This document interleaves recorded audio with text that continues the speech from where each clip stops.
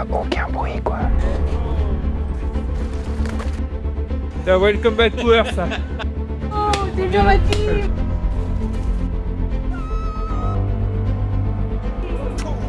Action. Tu peux bouger les pieds? Tu peux marcher? Non, ok. On va te transporter jusqu'au bateau. Okay. 1, 2, 3. Doucement. Impeccable. Je m'appelle Sophie Six et je suis médecin à bord de Tara Polar Station pour cette phase test. On retourne bateau par le chemin par lequel on est venu avec la victime dans le brancard. On a fait plusieurs exercices de simulation pour mettre en place et valider des protocoles d'évacuation sanitaire. Donc l'idée c'était de mettre tout en œuvre pour apprendre à effectuer l'évacuation d'une victime sur la glace ou en machine. Posez. Le 8 juillet commence la dérive dans la banquise, hein, tout au nord du Svalbard. On est monté quasiment droit au nord. On était entre le 82e et 83e degré nord. On s'est amarré à un gros flot. J'ai appris les mots depuis. Une grosse plaque de glace qui nous a servi de quai ambulant. On a très tôt rencontré notre premier ours. Ça, c'était un beau cadeau, je pense, pour tout le monde. Il était au pied du bateau, c'était magnifique. Je suis pas rassuré de le croiser. Mais c'est quand même un rappel important concernant notre sécurité. On sait qu'on est dans leur royaume et qu'à tout instant, ils peuvent surgir derrière un bloc de glace. Et donc, quand les plongeurs sont à l'eau et quand l'équipage est sur la banquise, c'est important qu'il y ait quelqu'un qui puisse surveiller. It's a polar bear footprint. It's a small one. You see, my hands almost fits into it. It looked like a young male, let's say 3 years old, 3-4 years old. J'ai le souvenir d'un ours qui est donc resté quasiment 24 heures avec nous, qui a dormi caché du vent pendant que nous aussi on se reposait. Et le lendemain matin, il était à nouveau au pied de la coque. Derrière Maëva, là.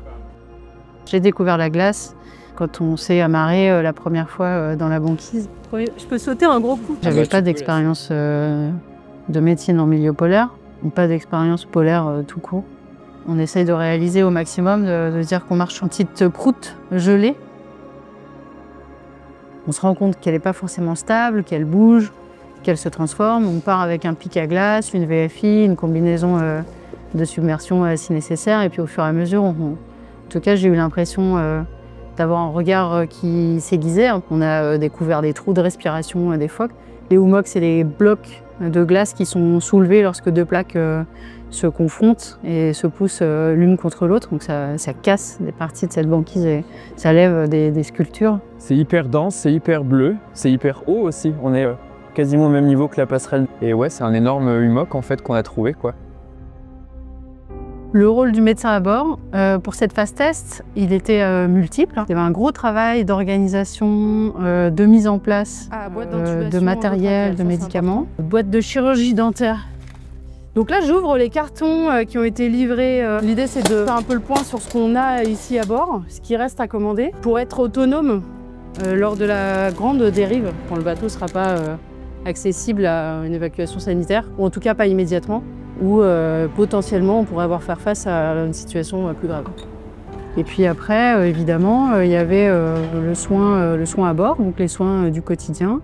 Petite bobologie, j'ai pris en charge des brûlures, des petites plaies, petit travail d'écoute aussi, parce que de temps en temps, on a besoin de se confier parfois. Donc aujourd'hui, on va faire un exercice d'abandon. C'est plus une familiarisation dans l'idée que chacun comprenne comment se déroule l'abandon. Est-ce que vous avez tous mon life jacket, c'est bon? J'ai oublié ma carte bleue. Combinaison d'immersion. Un truc dont on n'a pas parlé, pour moi, c'est un truc important, c'est cette expérience de vie en collectivité, tu vois, et ce dynamisme d'équipe qui a hyper bien fonctionné.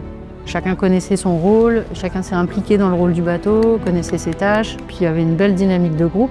Donc c'était un succès, je pense, de vie en collectivité.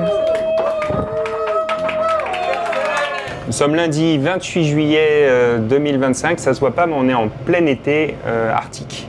On est dans le pack de glace qui dérive, dans le détroit de Fram, entre le Spitzberg et le Groenland. On dérive très lentement vers le sud, avec le vent, le courant.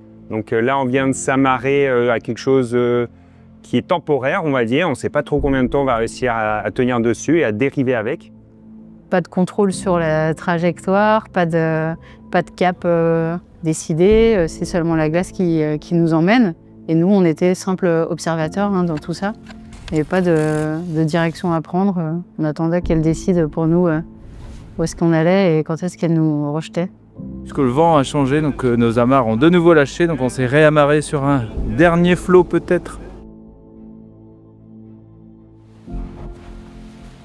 C'était assez curieux la fin de la dérive parce qu'on sentait qu'on n'était plus vraiment amarré dans la glace. On n'arrivait plus d'ailleurs à mettre d'amarre stable parce que les petits flots se réduisaient très rapidement, parce qu'il y avait plus de courant, donc notre dérive s'est largement accélérée. Ça se délite tout doucement, donc on est obligé de bouger. On ne peut plus être pris dans la glace comme on était il y a une semaine ou 10 jours. Le vent est un peu monté, on a une belle houle qui est arrivée. C'était assez spectaculaire, parce qu'on voit ces morceaux de banquise, de flot dérouler là, comme ça, sur un énorme train de houle. Et c'était magnifique quand même. Ce qu'on a fait cet été, c'était un petit échantillon de ce qui va se passer sur les 18 mois de dérive transpolaire. L'équipage sera plongé dans l'obscurité pendant plusieurs semaines, plusieurs mois d'affilée.